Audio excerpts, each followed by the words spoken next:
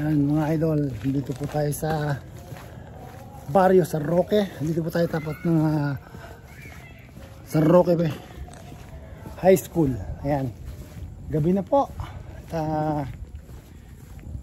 Ihatid sana ako ng kapatid ko. Sabi ko okay lang, gusto kong maglakad, kaya gusto kong magkwento dito.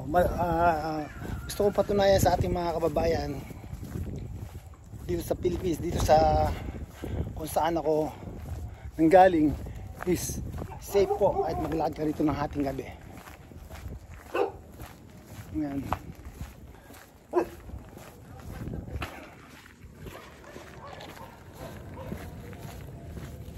Ito po yung sitio. Ito yung malumot na munti.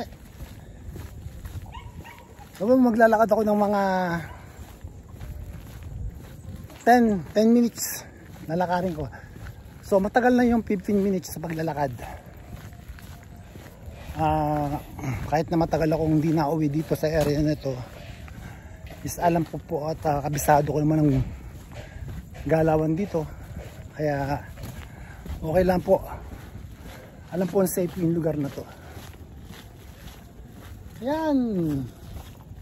Dito naman ito, ginagawang bahay na ito, bahay ng kapatid ko, bahay ng Ate Odi.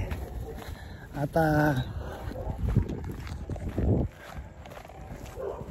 dito may mga subdivision na rin po dito. Ano ba niya, subdivision?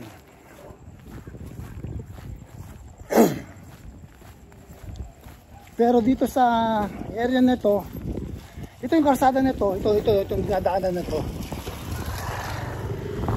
dinonate ng tatay ko yung lupa na to. Karsada po yan dito. Yan.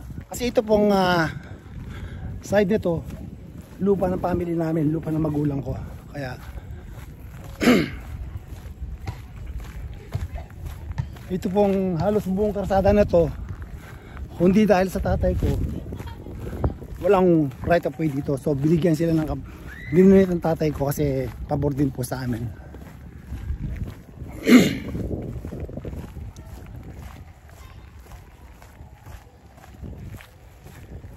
Yan, ating gabi po ngayon dito sa Japan.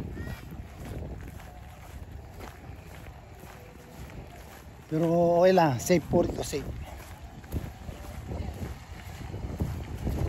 Lakad tayo.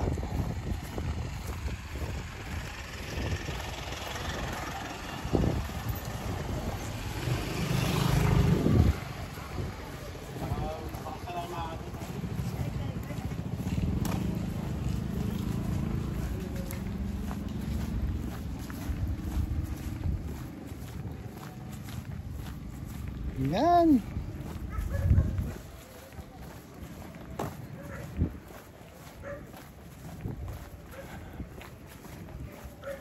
Mga 10 minutes walk pa.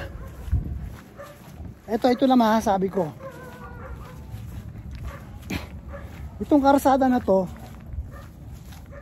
nagkaroon ng road widening dito.